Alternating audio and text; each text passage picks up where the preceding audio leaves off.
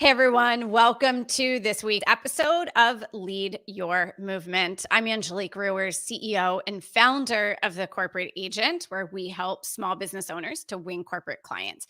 And this is our weekly show where we talk to business leaders and entrepreneurs who are using their business in order to drive real change in the world. And one of the reasons we started this show is because back in, I would say 2008, I was sitting in a conference. It was really my first ever conference that I went to as a small business owner that was multi-day. I invested to travel to this conference. There must have been 900 people in the audience. And starting from that moment forward, I heard again and again and again in the small business owner community, the importance of impact and how so many people start a business because they want to have a company that makes a difference in the world. They want a legacy. They want their work to have meaning. But what I quickly found as I spent time in the small business owner space was that even though that was the goal, even though that was the dream, even though that was the driver, so often it wasn't really taught. How do you make a big impact in the world? But the fact is, there are small business owners all over the world who are having enormous impact at a time that the world really needs leaders. There's really a vacuum of leadership, of truth, integrity out there, and really making sure that the rubber meets the road. I just spent the last hour on a private invite to a conference call with leaders and some small business owners, some former government officials from various parts of the world, and a leading nonprofit, along with the granddaughter of a famous explorer, talking about ocean health and the amazing work that's being done on that front, and also the tremendous challenge that's in front of us to save our world. And it's through business owners like you, it's through entrepreneurs like you, by stepping up and leading in your business, that we're going to meet those goals. But it's really on this generation, like right now, the direction of the world. Going forward, so much really rests on us. So I'm really thrilled today to talk to one of my favorite clients, a dear friend of mine, and someone that I admire just beyond words in terms of the work that this woman and her company is doing in the world, and how they have brought their expertise to bear in so many ways. And she is such a role model for those of you who want to have a bigger impact at the same time that you are building a business that's going to have a legacy, and is going to provide for you and your family and create jobs for others and allow you to give back at the same time that you have a seat at the table, at the same time that you have a voice of leadership. My guest today is Kim Seeling Smith. She is the CEO of Ignite Global and a leading now work expert, because the future of work arrived on Friday, the 13th of March, 2020, when COVID-19 thrust us into our new reality. Kim is a regular commentator for The Today Show, for Forbes, for CNBC Online, and many other major print and radio media outlets. She is also the author of Mind Reading for Managers, 5 Focused Conversations for Greater Employee Engagement and Productivity, a must-read for every coach, every consultant, and every leader out there in the business-to-business space. Please help me welcome to the show today, Kim Seeling Smith, all the way from Australia, where it is what is it, 5 a.m. now It's there? 5 a.m. here. Yes. So you may actually hear some birds in the background, because Australia has some loud birds, and the ones that are calling out there now sound like monkeys. In fact, the kookaburras were used as monkeys in the old 60s Tarzan film. So a little bit of trivia for you guys. No kidding. Yeah. Actually, that is really awesome. And, thank you for getting up at 3:30 a.m. your time to be For on you, the show anything, with us. Angelique. Well, and I would say for your movement, right? Because you are Absolutely. doing big Yeah. work in the world. So what is the movement that you're leading?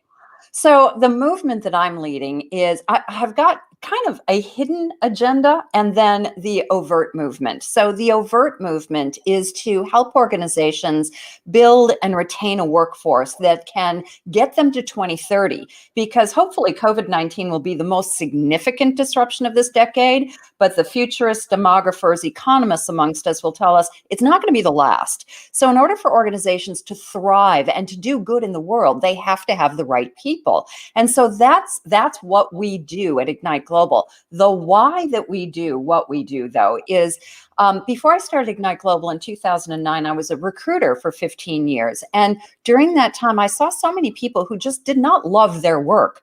And prior to becoming a recruiter, I was an accountant, and I didn't love my work. So I knew the difference that it could have in a person's well-being and in a person's productivity to go from not loving your job to loving your job. So if I can help organizations create environments where people will thrive, they'll have some maybe discretionary energy to spend their time working on their own little corner of the world. So that's my little ding in the universe. If I can really change the workforce and the workplace for good, that's having a ripple effect throughout the world. So that's what gets me up at 3:30 in the morning. I love it. Now, you and I have actually gotten up at 3:30 Oh in yeah. the morning together. You and I, you were kind enough to invite me along on a very special trip that required us on many mornings to be up at 3:30 in the morning. Can Oh you yeah. share just a little bit about that? That was 2 years ago. Can you believe that? So No, I so can't. I became involved in the call that Angelique was alluding to. Unfortunately, I couldn't make that call on ocean health, but that's through an organization that both of us are involved in, the Virgin Unite organization. I got involved in Virgin Unite because they have 5 main initiatives that they really put their resources into. And this is obviously spearheaded by Richard Branson and the Branson family, and Richard's right-hand person, Jean Olawang, who's one of my favorite people on the planet. And the reason that I got involved was their initiative around 100% human at work. And you can see the posters behind me. Every time I talk to Anna, who's the person in the UK who leads 100% human at work, she says, "Those are my posters behind you." Yes, they are. So I was invited initially to Necker Island, and then a couple years later, I was invited to Ulusaba, the wonderful, wonderful game reserve. And I thought to myself, who would I love to extend this invitation to? And Angelique was the first person. And I was really honored that that I got to spend those, 2 weeks, almost 2 weeks Yeah, with you, because we it's a spent long 3 days in Johannesburg and 3 days with Richard and the gang, getting up at dark early in the morning and seeing some phenomenal wildlife, and looking at all of the initiatives that the Virgin Unite group has around anti-poaching and giving back to the community in Africa. And yeah, so it was a fantastic trip. Fantastic trip. It really was. And I think it, for me, it definitely cemented the connection between business and the impact on Oh the yeah. world. And Yeah. and part of what we did on that trip was have an opportunity to mentor entrepreneurs in South Africa. We Wow. also had a chance to visit one of the country's first free universities, Mm, in order to lift up those who are still a bit disenfranchised and disadvantaged economically, and to yeah. spend time with those students. And that honestly, in many ways, Kim, actually lit my fire, Yeah, I know it to did. right. And we've and that's part, in many ways, this show and our focus on people leading their movements and using their business to have an impact really stemmed back to that trip in South Africa with you. So I wanted to publicly say thank you for Oh, that. you're more than welcome. So, so let's talk about what's going on right now in Yeah, terms of the future of work, or the now of the work, which now I of love work. that. Talk about what that means, the now of work, and why that matters. Well, it's something that as business owners, we look for marketing copy, right? And it's something that because I've been a future of work commentator for the last couple of years. I've been very fortunate. I've been asked to be on the Today Show here in Australia, and I've written for both US and major publications in the US and Australia. I've been on many radio interviews, and the topic has always been around the future of work. That's become obviously a very hot topic. But then COVID hit, and literally around the world, it hit on Friday, the 13th of March. And I started doing research. As you know, I'm a high fact finder, and I started doing research on what this actually will mean.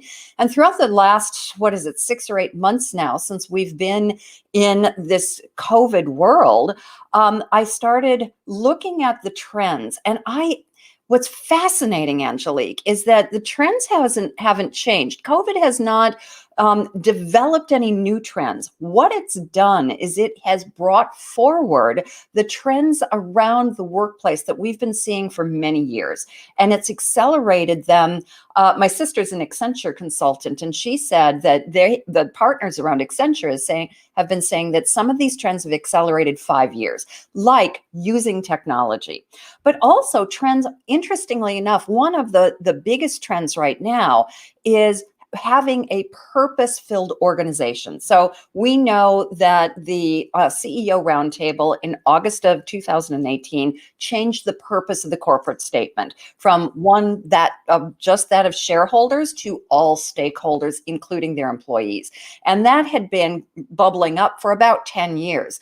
Well, one of the things that I was really curious about is how COVID had changed that, because I thought, well, now people are more interested in security. Are they really interested in working for a company with a compelling purpose that makes an impact on the planet? Turns out it's more important now than it ever was before.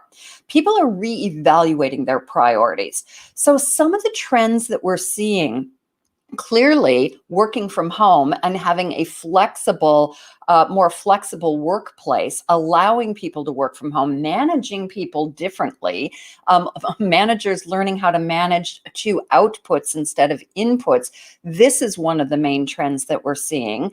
But interestingly enough, on the backside of this, I'm talking to a number of people now that have said, I've loved working from home. It has been so phenomenal. I've been able to drop kids off at school and to pick them up, spend more time with my family. But now I'm really looking at getting back to the office. So when I draw this as a model, I talk about not the new normal, but the next normal, because that next normal is a bit of a fickle thing. It comes in swings and roundabouts, as we say here in Australia. And so we're seeing these trends that immediately we thought, right, that's the end of everybody having to work in an office. Commercial office space is screwed. How are they going to make money? And now they're realizing that we're not ready to give up the office. We're tribal in nature. We want to spend time with our coworkers. So we have to reimagine what this office space is used by. So there are a number of things that I think one of the main things that business owners need to look out for, the analogy that I use is standing on a bow of a ship with, one of those old spy glasses, looking out into the future and looking at these trends, but making sure that we keep an eye on the trends, because the trends that we think are going to settle in may not. And so that's what I'm seeing. I'm seeing an acceleration of trends that have been building for the last 5 to 10 years. And I'm also seeing these trends that are taking different shapes potentially. I love that. So let me ask you this. One of the things that we've heard from companies, and I'm curious what you're seeing in Australia and other markets, because you work all over the world. All over, yeah. That some of the things that HR consultants like you, corporate communications have been trying to impress upon their leadership for a decade, 2 decades, 3 decades, they finally reached sort of a breaking point, a pivot point with those leaders, because this environment has forced leaders to communicate very quickly. So, Yeah, you don't have the memo that sort of by the time it gets to employees, it's completely watered down. It's much yeah, more transparent and fact based and direct. yeah, And they're constantly looking into their employees' homes, and their employees are constantly looking into their homes through the magic of the lens. You're looking at my home office, I'm looking at your home office. yeah, And people are in sweatshirts, they're in t-shirts, ponytails, the kids come in crying, I a call I was recently on with a famous person, their baby was crying in the other room, and yeah, the cats jump up on the desk. And so we've been talking about human at work for a decade now, yeah. and finally we're actually all human at home, Mhm. and work went home. I don't think anybody pictured it happening this way. Yeah, or certainly not this fast, but the point is a really good one because this has more humanized each other. So as we're no longer colleagues and coworkers, we do have that insight into our personal lives. Now, what this has done, it's really interesting. It's increased the connection between manager and direct report, between team members, and that's a good thing.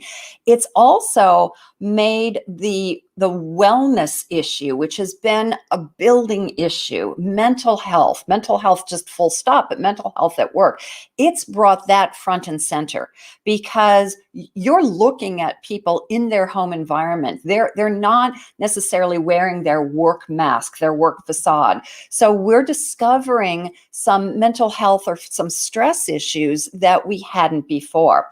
And that's a challenge to managers. And there's a fine line between being a supportive manager and being a counselor and a coach, which you can actually do harm with. So a lot of what I spend my time doing is helping my own managers, my own coaching clients distinguish that, how far to go and what type of help that you can get. But the other thing that we're seeing is the realization that communication is actually a good thing.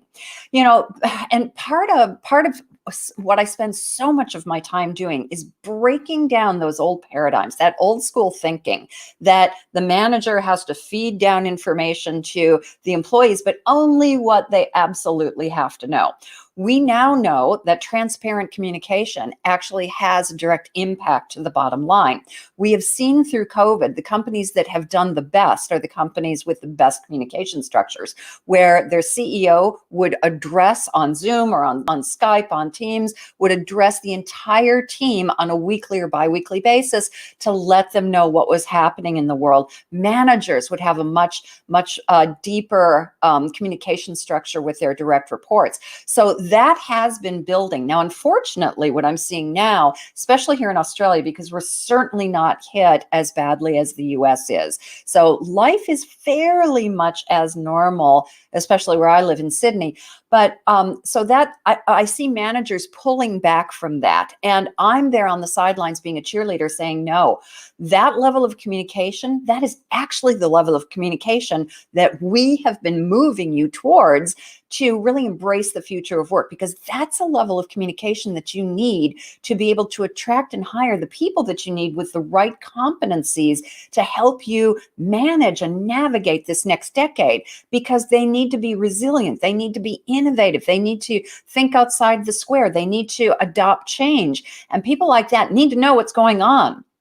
So communication is absolutely key for this. This is part of the number one thing part of the top trends that we need to embrace to really move the country for the corporation, the company forward.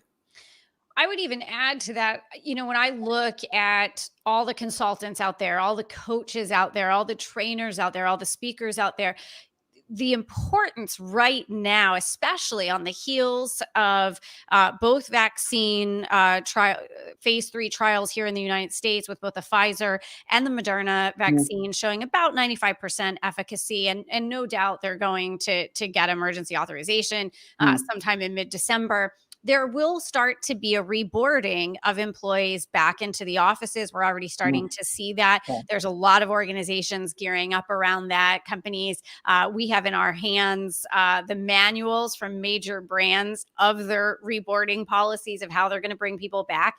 And I would just say to our community, especially at the corporate agent, now's a great time, to Kim's point, to be on the sideline saying, don't forget the lessons we've just learned. Yeah. Don't boomerang back, to where you were. What are some of the things, you've written a book, it's a phenomenal book on mind reading for managers. And when you think about what you have been talking about over the last decade plus, with your clients and to the marketplace, what is it that they need to focus on right now? Particularly, I would say, now through Q1, March of 2021, because I feel like this is a pivotal time, Kim. Absolutely, it's a pivotal time, and it's a time when people are going to start to make decisions. So right now, I don't know what it's like in the U.S. because I don't have my finger on that pulse. I can't actually leave Australia. We have travel restrictions, so I was supposed to spend the month before the election in the U.S. getting out the vote, and was heartbroken actually that I couldn't do that. But I did my phone banking and my letter writing, and actually you sent some letters for me. I did. So thank you for that. So my finger has really been on the pulse in Australia. And what I'm seeing as people onboard or reboard back into the office, I'm seeing that wanting to go back to business as usual. And KPMG, I'm almost 100% sure it was KPMG. I cannot find the study that I read. I should have kept it, and for some reason I didn't.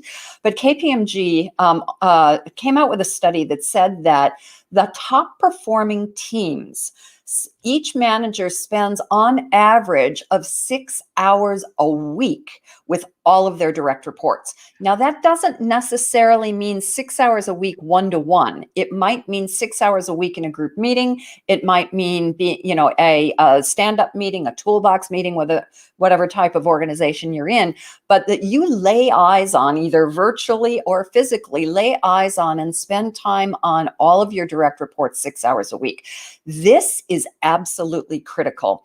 As we're going back into the offices in Australia, we are starting, the workforce here is starting to say, okay, I've been working for this company. Is this really the company? We have had a chance during lockdown and during this time that we're working from home to really reevaluate our priorities. So as we come back, we're asking ourselves, is this the place that we want to work?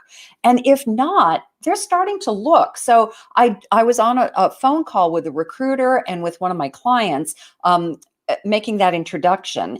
And the recruiter was talking about how buoyant the market is right now. And normally this is a fairly slow time in Australia because the month of November to December, we take a good month off during our summer holidays. And by this point in time, we're all working towards that month off and we're only thinking about that. Normally, people aren't thinking about changing jobs. They're thinking about changing jobs now. So it's more important than ever to really put your finger on that pulse, to get close to those employees, to talk to them on a regular basis.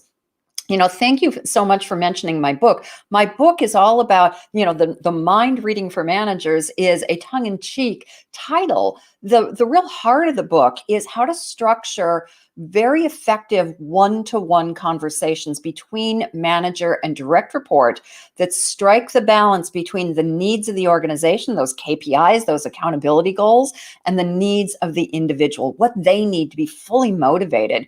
And one of the blessings of COVID is that I've now turned that book into a year-long digital on-demand program that my clients are buying. And I have to say, the response has been phenomenal. It has been surprising, even for me. I haven't gone wide with advertising it. I've just been calling the people that are familiar with the body of work that have gone through the live version, and I am selling licenses. And in fact, we were joking before we got on, the very first licenses that I sold was to a US company, Boo Foods. And so I spent 2 days translating 100 downloads into US spellings and paper sizes. So that's the glamour of entrepreneurial life, though, isn't it? It is, and I think it's one of those things about doing business internationally. It should be so simple, and then there are these sort of laborious steps to Yeah, certain things. Of course, also we have to translate things.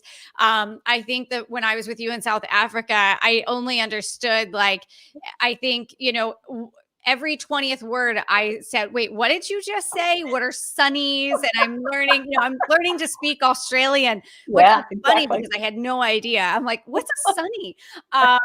But those kinds of things, walk me through that because I want to the thing about what you've done with your expertise around this is something that I think a lot of small business owners would really like to do, Mm, and also the product, the end result, is something a lot of companies would like to have.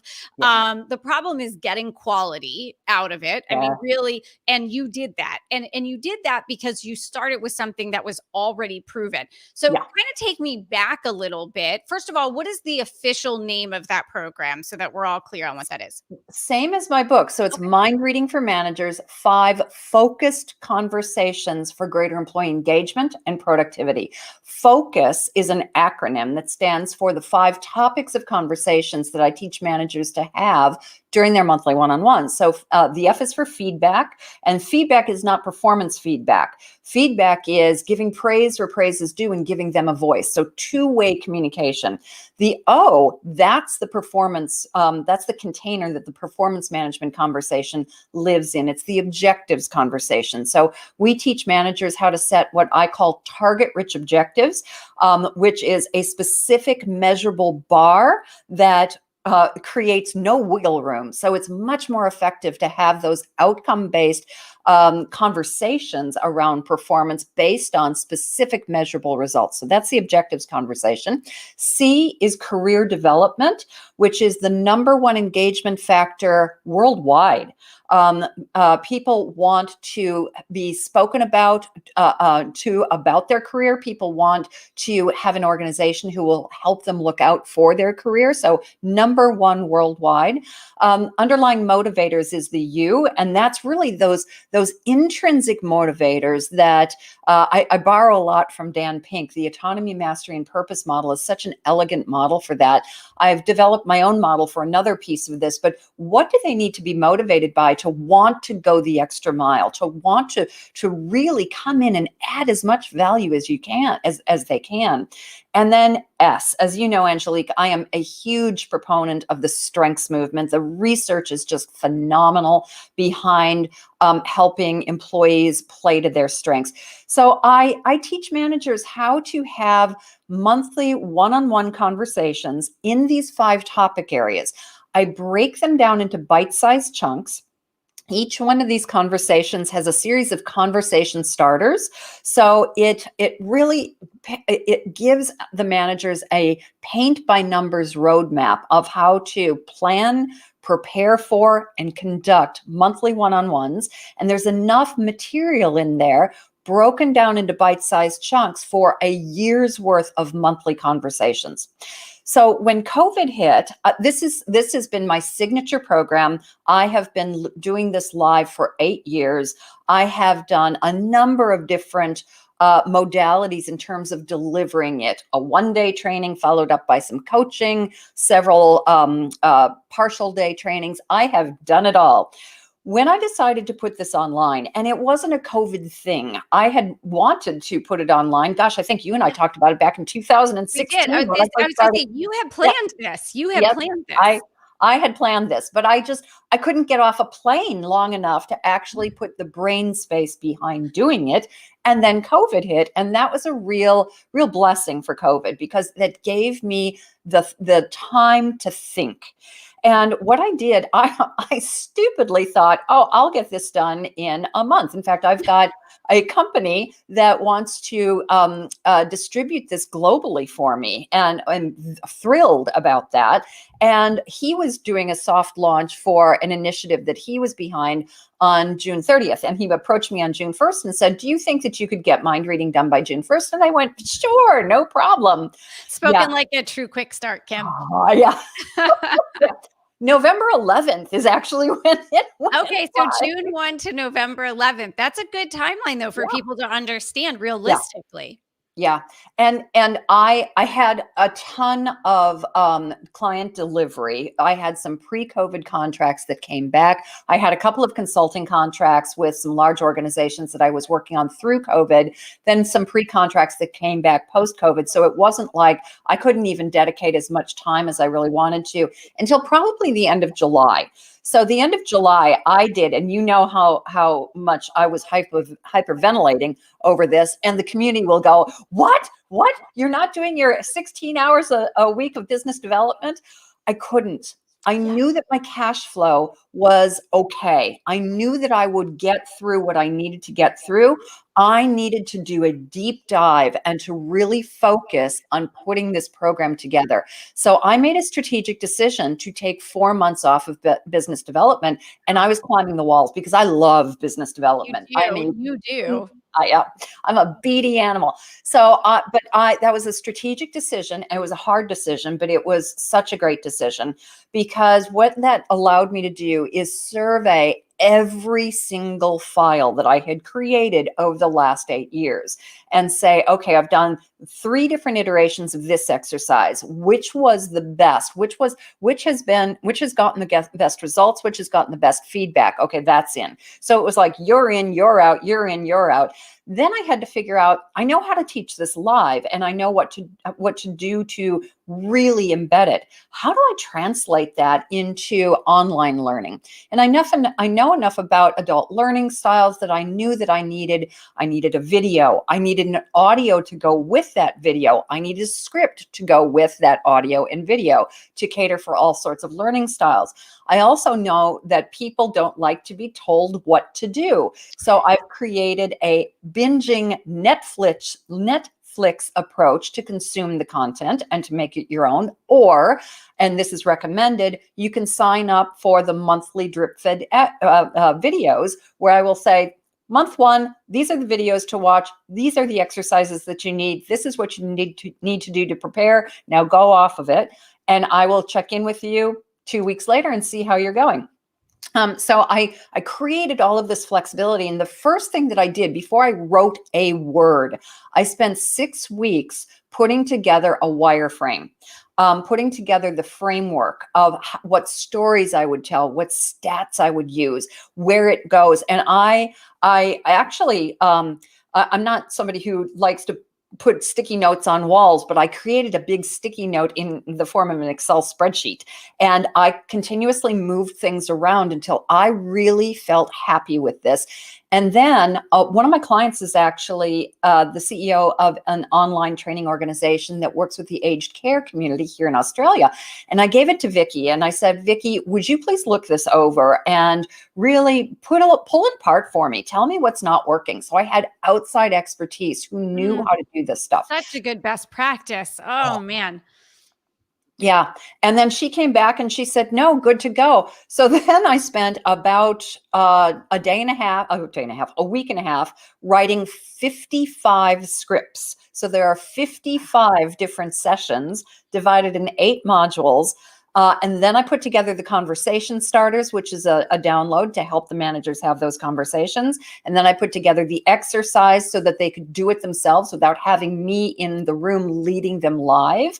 And then I hired a professional videographer. I had a graphic designer do all my graphic design.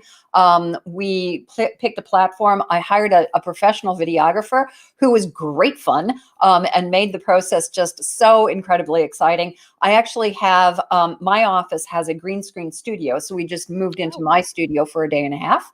And I filmed it here. I sent it out to the editor. I looked at all of the footage. 4 hours of footage, no, more than that, 6 hours of footage that I went through 3 times. Most people hate to look at themselves on video, me included. Absolutely. Absolutely. Oh, that was the toughest part. My producer's sitting here going like, yep. So, but I strategically, I looked for best practice from people who had done this before. And then I started, even before it was a finished product, when I knew how it was going to work, I rang some clients and I said, can you get on and take a look at this for me and really give me my honest feedback? It hasn't been built yet. It can be tweaked. And everybody, to the person, I'm pinching myself, because to the person they've said, this is exactly what we're looking for. Either we're looking to replace or enhance our annual performance review process. This does that. Or we've required because of COVID, or even before COVID, we've required our managers to have monthly check-ins, but they don't know what to talk about. Right. This gives them the topics of conversation. And there are a number of different reasons that clients are coming to that. So I have not had a no, one single no. I've had need to check the budget. Next year, we will definitely be serious about it. I need to figure out who's in my pilot program. But I have been having, without even going wide, I've been having tremendous success with this. And the best thing about this is the flexibility that I've built in, because one of my clients that I've got a proposal out. We're going through the proposal on Friday using the Angelique methodology. We're going through the proposal on Friday, and that is using this course as the foundation. They want me to do some consulting to actually customize what their performance review process with this course. So it's going to mirror the course. And so that's going to be probably a mid 5-figure consulting engagement for a company of 130 people. So there's a number of different things that are coming out of the woodwork with this, just from using this as a product. I mean, it's a perfect gateway. I mean, keep going, but it's a perfect gateway. Yeah. And the other thing that I did, you know how when you launch something, and your voice is in my ear so often, don't build a Willy Wonka machine. And so I thought, gosh, I've got an online product now. And so I'm going to have to build some kind of Willy Wonka machine. And one of my friends said, you have got such a great database. You might have to build a Willy Wonka machine, but you're talking about 12 to 18 months down the road, because with your database, you can sell this program just by connecting with them. That's right. So initially I thought, okay, well, I'll go through the webinar and I'll talk about, the old webinar model. I'll do the webinar and I will talk about the foundation of this program, which is the 9 currencies of choice. That's the foundational model for this program. Go through the 9 currencies of choice and then relate how the 5 focused conversations overlay on the 9 currencies of choice, and then do an upsell. And I'm lying in bed one Sunday morning, just thinking about the business as we do. And I went, why am I doing that? Why not just offer free demos? Yeah. And I had no idea if they would work. So I put it on LinkedIn and I sent it to a handful of companies that I knew. And I had the first 2 demos. I had 10 people on the first demo, 13 people on the second.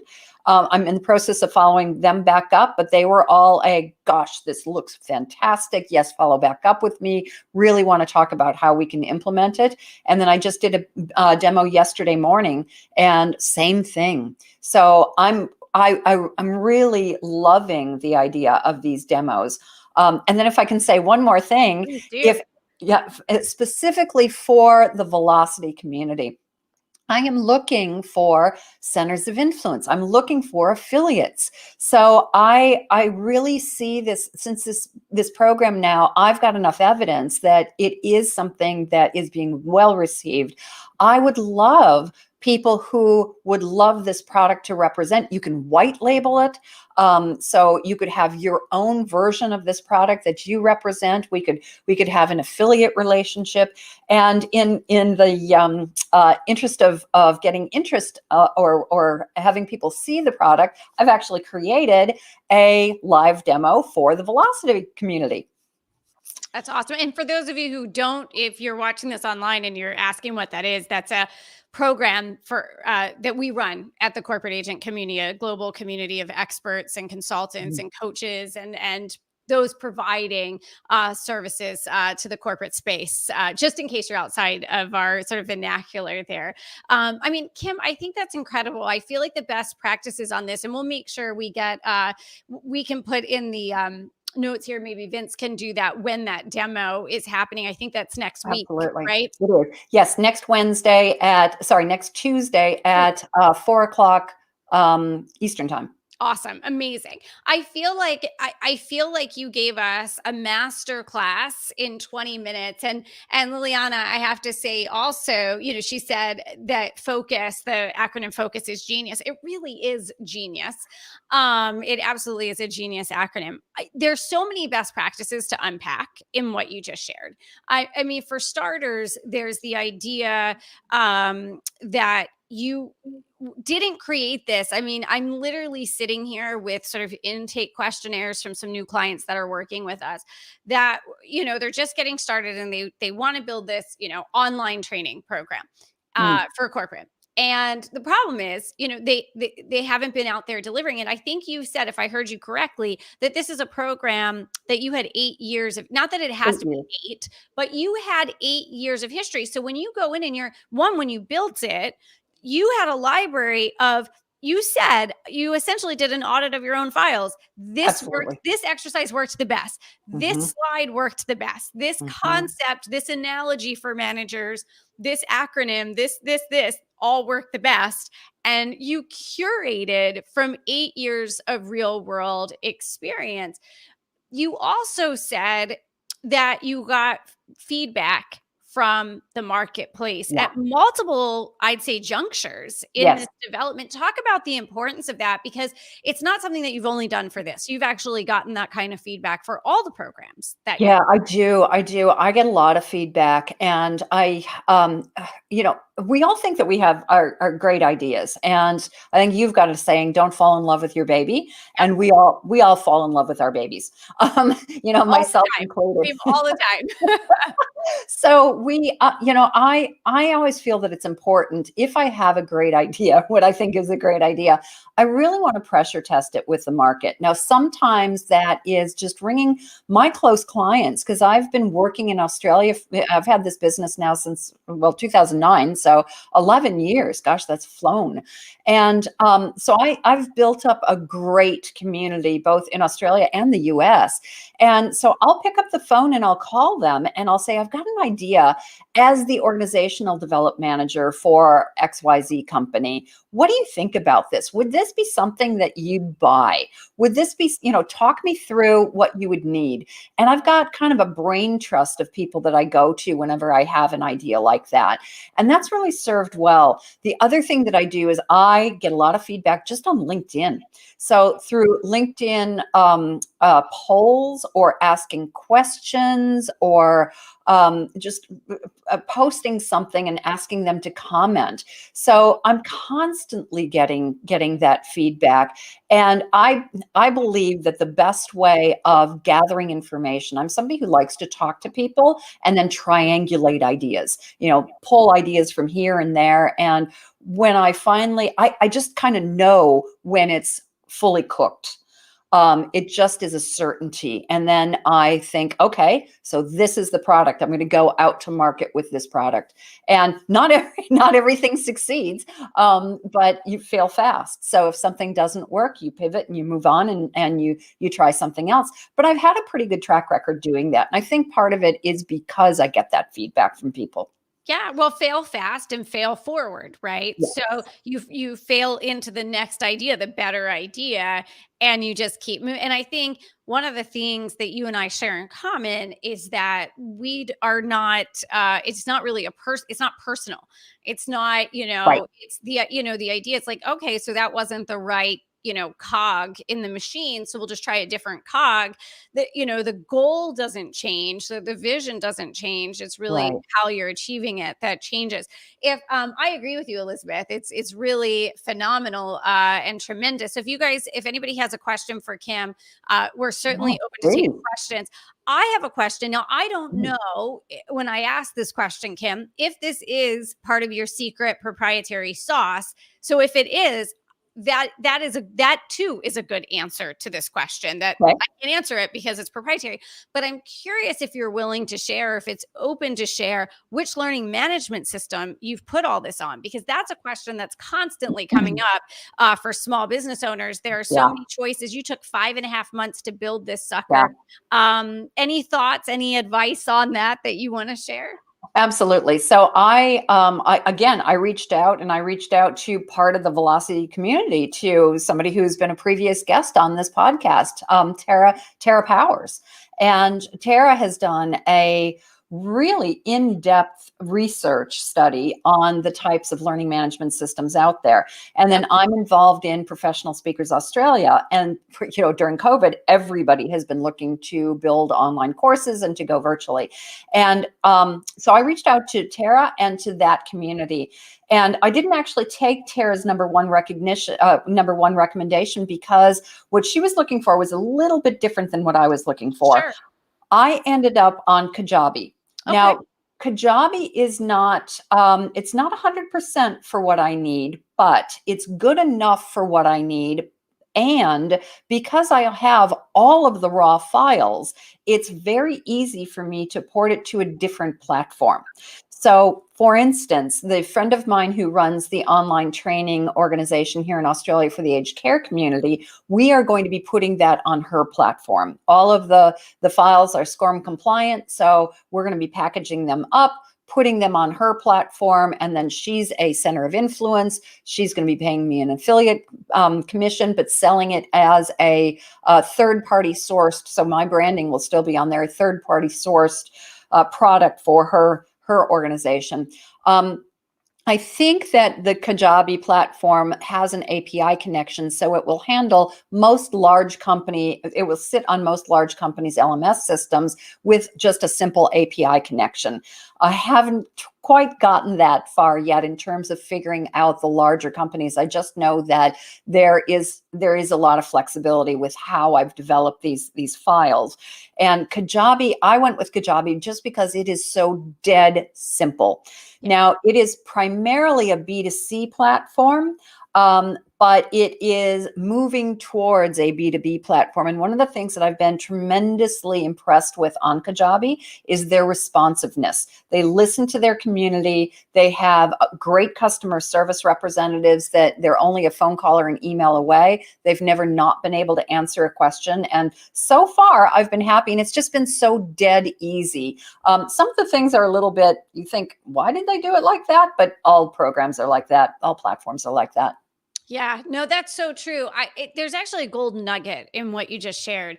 And that is, whenever you're looking at technology, because we get questions all the time in the corporate agent community, in our Velocity Infinity community with business owners, about what technology is everyone using for this? What technology is everyone using for this? And I think you can never ask that question if you're not clear on what your own requirements are, what your must-have list Exactly. is. And I think, there's a lot of great technology. It all starts with, well, wait a second, what are you specifically looking to achieve? Mhm. What's most Mhm. important to you in your vision? And then find the technology, because they're all good. They're not all. A lot of them are very good, but they're Yeah. not good Yeah. for everybody. So I love that golden nugget that you shared. I know we're coming up on the top of the hour here.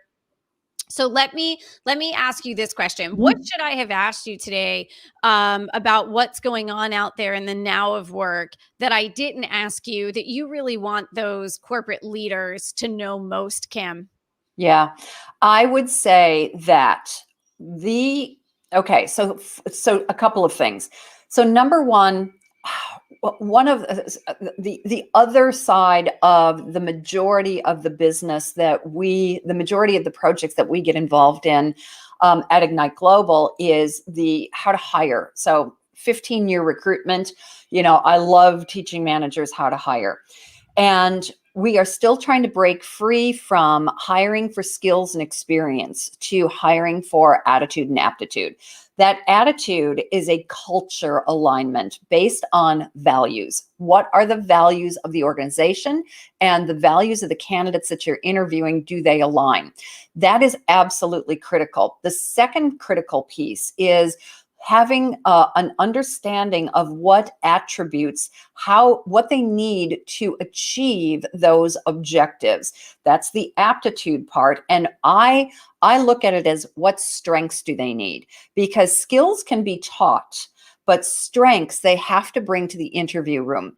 So think through in terms of building a workforce that is going to be able to help you get to 2030 through this decade of disruption. And man, it's going to be a wild roller coaster ride.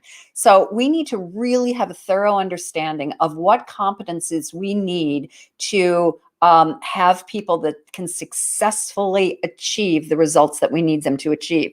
I think that there are some overarching competencies, however.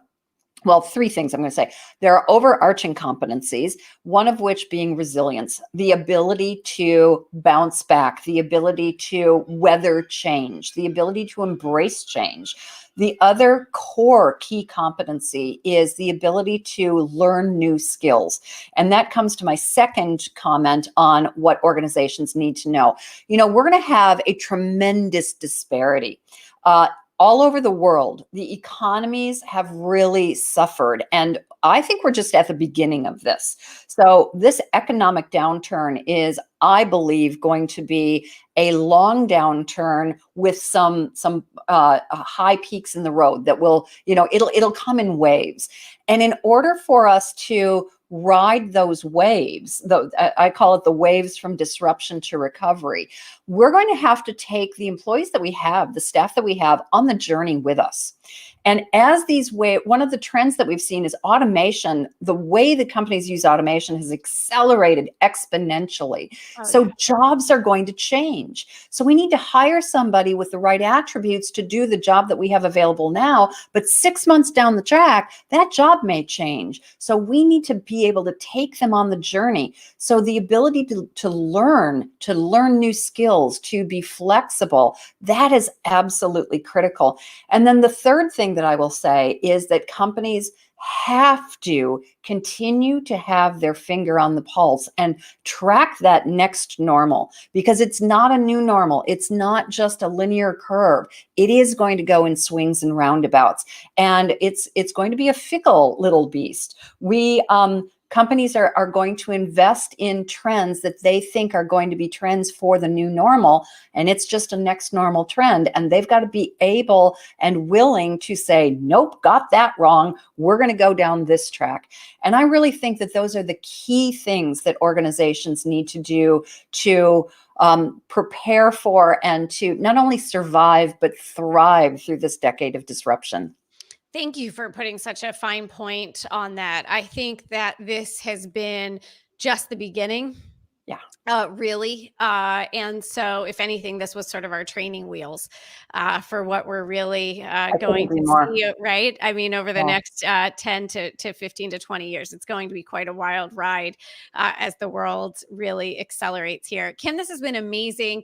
We're going to put up your URL so everyone can find you there. And what's your favorite social media channel that you want everyone to connect with you on? LinkedIn. Connect with me on LinkedIn. It's just Kim Seeling Smith, Seeling, Seeling. Well, I guess my name is right there, isn't it? Kim Seeling Smith. I'm on LinkedIn. Please connect with me on LinkedIn. I post value add information, usually 5 days a week, sometimes only 3, but love to connect with people on LinkedIn. Yeah, you're very active and really looking. I think you and I can talk over wine for hours, because it's really about what's coming, not where we have been, but what's next, what's happening now. How can we triangulate all of this? So if you guys aren't connected to Kim, I highly, highly recommend it. You can also head to her website to connect with her there. And of course, you're a member of our Velocity Infinity Global Community. Thank you. I am. Thank you for doing the work that you do in the world, the award-winning work that you do in the world. And I'm so glad that the Today Show and Forbes and others keeps having you back, because leaders out there today, Kim, cannot hear enough from you. So I'm glad they're doing that. Thank you so much for leading your movement. Thank you, Angelique. This was so great to connect with you again and to talk to your audience. I really appreciate this opportunity. Well, I appreciate you getting up at 3:30 a.m. in Australia. Thanks, guys. Everybody, we are going to take just a quick programming note. We are taking a break next week because the show will be the Wednesday before Thanksgiving, and we close our offices. So our team can really spend that holiday with their family, whatever that means this year for folks doing that safely. But we will be back the following week, Wednesday at 1 p.m. Eastern. We'll see you then on Lead Your Movement.